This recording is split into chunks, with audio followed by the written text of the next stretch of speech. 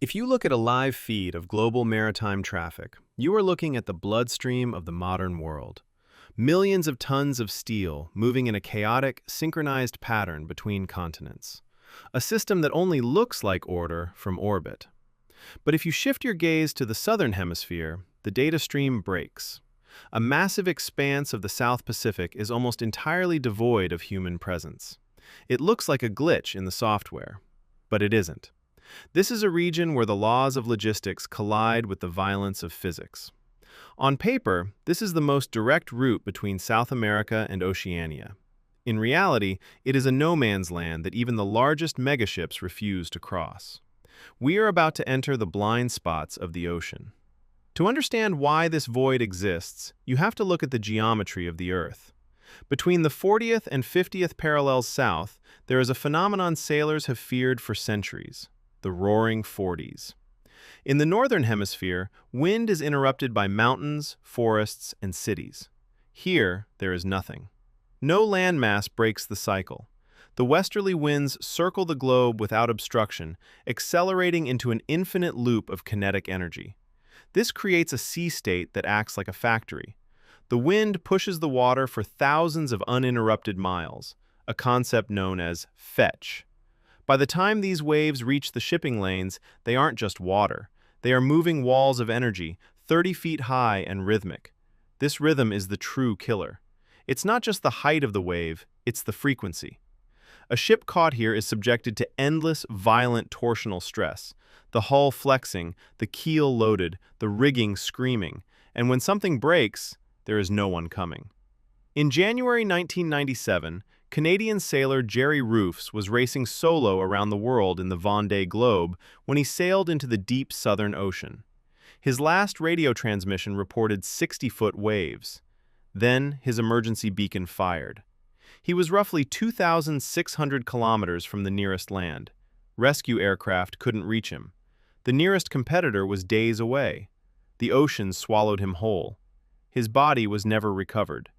Months later, his yacht washed up on the coast of Chile, broken apart. Here, distance is weaponized. Helicopters cannot reach you. Support vessels are days away. This is why the region is known as the oceanic pole of inaccessibility, or, as the space agencies call it, Point Nemo. The isolation is so absolute that humanity uses this location as a graveyard. When a satellite or space station reaches the end of its life, engineers deorbit it here. They aim for Point Nemo because the statistical probability of hitting a human being is effectively zero. Even the water itself is nearly lifeless. A lack of upwelling currents means the region is a biological desert. No nutrients rise from the deep, no fish congregate, no fishing fleets follow. Just the sunken remains of our aerospace history, resting in one of the quietest places on Earth. But weather and waves are only half the story. The second reason this map is empty is purely cold, hard economics. Modern shipping doesn't work on straight lines. It operates on a hub-and-spoke architecture. Cargo is consolidated at massive nodal ports, Shanghai, Singapore, Rotterdam, before being redistributed on smaller feeder routes. This system relies on efficiency, predictability, and fuel economy. The South Pacific offers none of these. There are no mega-hubs between Chile and New Zealand, no transshipment points to refuel or repair, no sheltered anchorages to ride out a storm. A large container ship burns between 150 and 250 tons of heavy fuel oil per day under normal conditions. In the heavy seas of the Southern Ocean, that consumption can spike by 30 to 50%. And the ship isn't just burning more fuel, it's taking more damage. Hull stress, cargo shifting, crew fatigue. Every mile is a cost multiplier. Then there's the insurance. Maritime underwriters at Lloyd's and the International Navigating Conditions Committee maintain lists of high-risk zones. A vessel that routes through the deep Southern Ocean triggers premium surcharges, sometimes steep enough to erase any savings from the shorter distance. For a shipping conglomerate, a route that is shorter on the chart but more expensive on the balance sheet is not an asset. It's a liability. The empty map isn't a mystery. It's a business decision. If the South Pacific is a desert, the Drake Passage is a funnel. Here, the Atlantic and Pacific Oceans are forced to squeeze through a 600-mile gap between South America and Antarctica. The volume of water moving through this strait is more than 600 times the flow of the Amazon River. All of it compressed, accelerated, and churned by the collision of currents and wind. The waves here are steep, chaotic, and unpredictable. This is the realm of the rogue wave. A rogue wave isn't simply a large wave, it's an anomaly. A wave that is at least twice the height of the surrounding sea state, generated when multiple wave systems collide and their energy stacks through constructive interference. They emerge without warning from otherwise manageable conditions.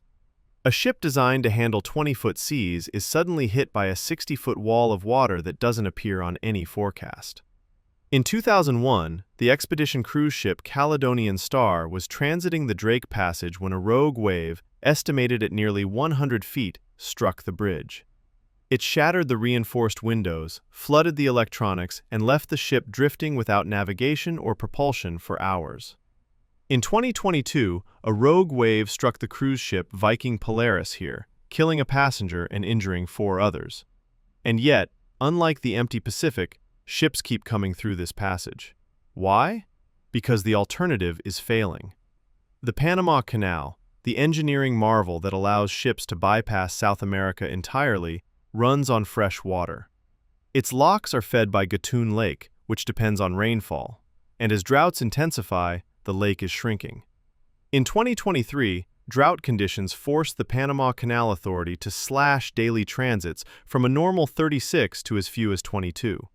Waiting times stretched to 3 weeks. Ships queued in a line visible from space. Captains were faced with a devil's choice: wait in line and hemorrhage millions in cargo delays, or run the gauntlet of the Drake Passage. As climate patterns shift, the violent southern route is becoming a necessary evil once again. If you look north, you find the inverse of the Drake Passage. The Northwest Passage isn't defined by chaotic motion, but by stillness, a stillness that kills just as efficiently. In 1845, Sir John Franklin sailed into this maze with 129 men and the 2 finest ships of the Royal Navy, HMS Erebus and HMS Terror. They carried 3 years of provisions, a library of 1,200 books, and a steam heating system. They were the most technologically advanced expedition of their age. They never sailed out. The ice closed behind them. By the second winter, the ships were locked in place. Lead from the tinned food was poisoning the crew. Scurvy was setting in. By the 3rd year, Franklin was dead. The survivors abandoned the ships and attempted to walk south to a fur trading post over 1,000 miles away. None of them made it.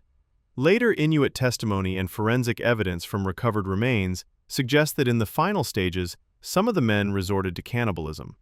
It took 169 years to find their ships. In 2014, Erebus was located on the seabed of the Victoria Strait.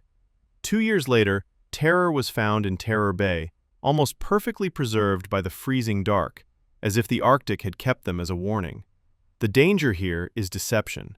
The charts are incomplete. Some channels have never been properly surveyed. The depth is shallow and unpredictable, and the ice is a living thing, drifting, refreezing, blocking exits, and trapping vessels for months at a time. In August 2018, the Russian research vessel Academic Yoffe ran aground in the Balat Strait, one of the narrowest channels in the passage. The 6,000-ton ship, carrying 102 passengers and crew, was stuck in a region where the nearest Coast Guard assets were hundreds of miles away. A sister ship eventually evacuated the passengers, but the incident proved what Franklin learned 2 centuries earlier. This is a place that punishes confidence. The planet is warming. The ice that crushed Franklin's ships is thinning. In September 2023, Arctic sea ice hit its 6th lowest extent on record.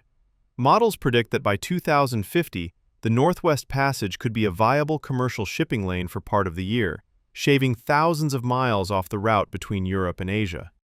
The very climate crisis that is drying up the Panama Canal is unlocking the frozen gates of the Arctic. One passage closes, another opens. The ocean doesn't care about the irony.